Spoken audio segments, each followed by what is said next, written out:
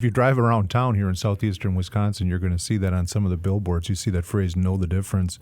And it's a challenge. Our firm has looked at other firms. We are a product of our experiences, all of us, no matter what you're doing in life. Derek, you've been in the business since the early 80s. I followed in the later 80s, Dave in the mid 80s.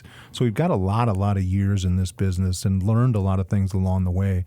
And I think one of the things that I learned the most is in traveling around and seeing other businesses.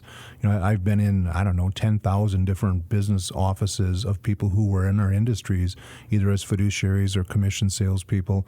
And I formed a lot of opinions in doing that. And a lot of that is things that Dave and I and you and the rest of our investment committee really consider when we're building our team and we're looking at our portfolios and everything that goes into that.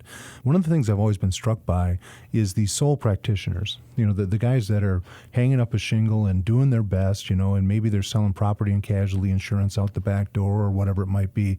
But that's a pretty tough business. Yeah, and for me, I was a mutual fund manager prior to joining Annex 8 years ago. And I find, what I do just on the investment side, and I have the help of all the other members of the investment committee as well, I feel like I've got a pretty full plate just focused on trying to, invest our clients' money in a wise and prudent fashion.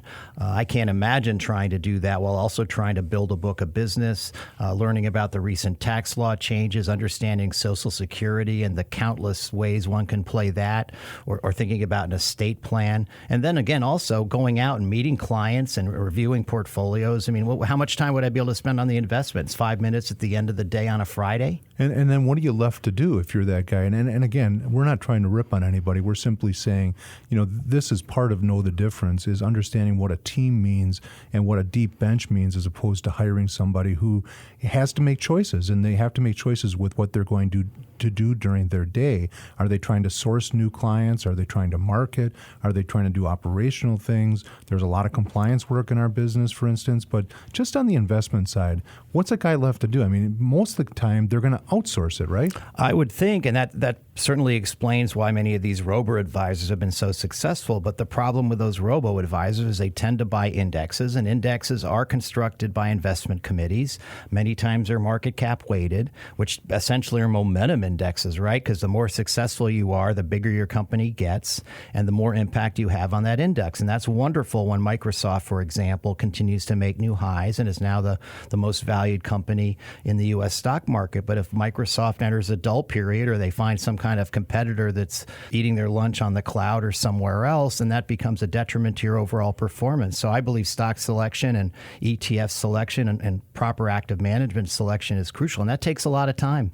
And it takes having people that are boots on the ground, that are people that are in the committee, that is in the building that you're working in. What I've always struck by, again, is sometimes in firms that I've been in and looked at, is you've got the guy that's working with the client who then sends off the investment decisions to a guy in New York or San Francisco or Minneapolis who's never even met that couple. And I'm dumbfounded by the fact that they're getting some sort of data input and they're making life decisions for somebody that they've never met. Well, that's true. Many times, I'll join a relationship manager in a meeting with a client, particularly if I've got questions about what our overall investment strategy is. It's one of the reasons I love this show, because it's a way for us to communicate to our clients what we're thinking, which I think is rather unique. Well, for sure. And just bringing it back to our investment committee, it's the collective knowledge and it's the think tank. And sometimes those conversations can get a little, dynamic and heated. And that's good because we're bouncing ideas off each other to the benefit of our client. You mentioned estate planning and tax planning as well.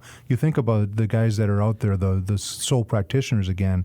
And again, please, I'm not trying to rip on anybody, but the fact is it's hard to know all that stuff. Absolutely. I don't know a lot of that stuff. I sit in those meetings. I found out about things that apply to my mom's trust situation, for example. I didn't know any of that prior to sitting in that meeting. Know the difference.